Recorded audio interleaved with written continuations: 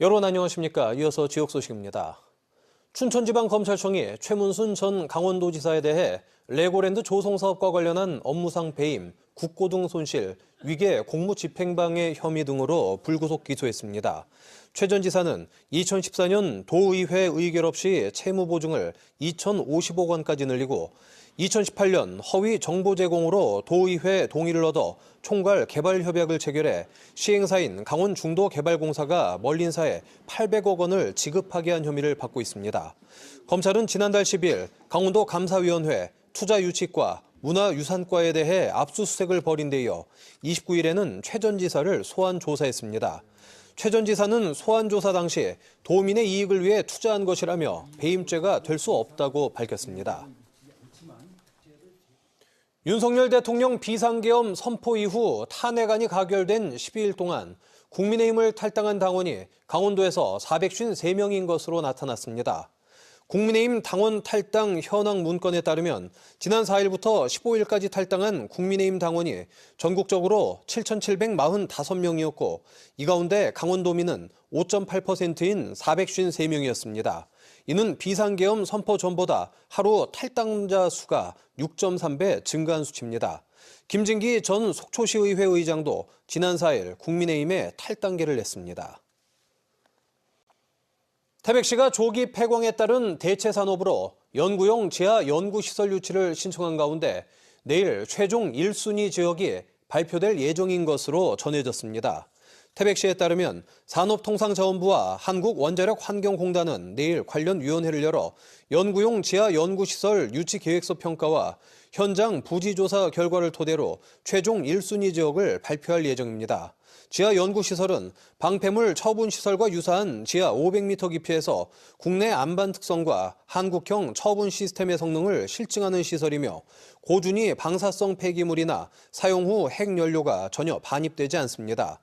태백시는 사업 유치에 성공하면 2026년부터 2032년까지 총 사업비 5,138억 원을 들여 철암 지역에 지하 연구시설을 구축해 2050년까지 운영할 것으로 전망하고 있습니다. 지역과 대학의 동반 성장을 추진하는 강원 라이즈 기본 계획이 이번 주 심의를 거쳐 교육부에 최종 제출됩니다. 계획안에는 대학과 기업 연계 시군 특성 산업 육성과 지역 정주형 인재 양성, 강원 스타트업 허브 조성과 대학 주도형 지역 현안 해결 등 5대 프로젝트 13개 단위 과제가 담겼습니다. 강원도와 강원 라이즈 센터는 지역 대학을 대상으로 공모와 평가, 선정 절차를 진행해 내년 3월부터 본격 추진합니다. 2024 강원 동계 청소년 올림픽의 성공 개최를 이끈 조직위원회가 공식 해산했습니다. 해산식에는 홍보대사 김연아 씨를 비롯해 관계기관, 개최 시군 관계자 등이 참석해 토크쇼에 이어 감사장 전달 등 본행사가 진행됐습니다. 2020년 9월 출범한 강원 동계 청소년 올림픽 조직위는 정부와 지자체 등에서 파견된 직원들로 구성돼 아시아에서 열린 최초의 동계 청소년 올림픽이자 역대 최대 규모였던 스포츠 행사를 성공적으로 치러냈습니다. 다음 달부터 청산단이 평창 기념재단 3층에 사무실을 두고 잔여 업무를 마무리하게 됩니다. 강릉 월화거리 야시장에 젊은 세대 외부 관광객이 많이 찾은 것으로 나타났습니다. 강릉시는 지난 8월 한 달간 야시장 방문객 1,276명이 참여한 무작위 설문조사 결과 방문객 57.8%가 20, 30대 MZ세대였고 68.8%가 서울, 경기 등 외부 방문객으로 조사됐다고 밝혔습니다. 야시장 만족도는 84%로 높은 편이었지만 메뉴 다양성이나 휴식 공간 부족, 비싼 가격 등은 개선할 점으로 나타났습니다. 올해 월화거리 야시장은 5월부터 10월 말까지 42개 팀의 매대 운영자들이 참여해 운영했습니다. 필리핀 단체 관광객이 내일부터 이달 말까지 총 4차례에 걸쳐 양양국제공항을 통해 강원도를 방문합니다. 양양에서 필리핀 마닐라 구간 전세기를 통해 방문하는 필리핀 관광객은 700여 명으로 정선에서 눈썰매 대회와 아리랑 박물관 체험, 춘천 남이섬 투어를 거쳐 강릉 BTS 버스 정류장 방문 등 강원도의 동계, 웰리스, 한류 관광 콘텐츠를 체험합니다.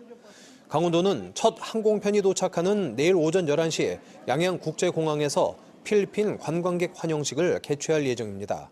강원도는 이번 필리핀 단체 관광객 유치를 기점으로 동남아 관광객들에게 눈과 스키, 겨울 축제 등 차별화된 동계 관광 콘텐츠를 제공해 외국인 관광객 유치에 나설 계획입니다. 정성군이 새 청사를 현 청사부지에 새로 건립하는 가운데 설계 공모 당선작을 오늘 발표했습니다.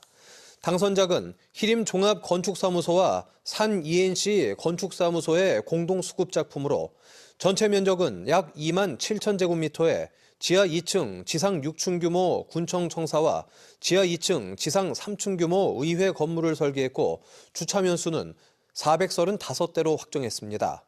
청사 설계심사위원회는 당선작이 정선지역 상징성과 독창성을 잘 표현한 점을 높게 평가했습니다. 정성군은 내년 기본 설계와 실시 설계, 주민 설명회, 편입 용지 보상을 마치고 2026년 하반기에 공사를 시작해 2028년 연말쯤 준공할 계획입니다. 동해시가 묵호 등대마을의 벽화 정비를 마치고 본격적으로 연말 관광객 맞이에 나섭니다. 이번 벽화 정비는 지방소멸대응기금 1억 7천여만 원이 투입돼 진행됐으며 지역의 과거 모습을 담은 먹태 건조나 어시장의 상인 등을 벽화에 담아냈습니다. 동해시는 새 단장을 마친 등대마을이 주변의 도제비골 스카이밸리 등과 함께 관광객들의 여행 만족도를 높일 것으로 기대하고 있습니다. 뉴스를 마칩니다. 고맙습니다.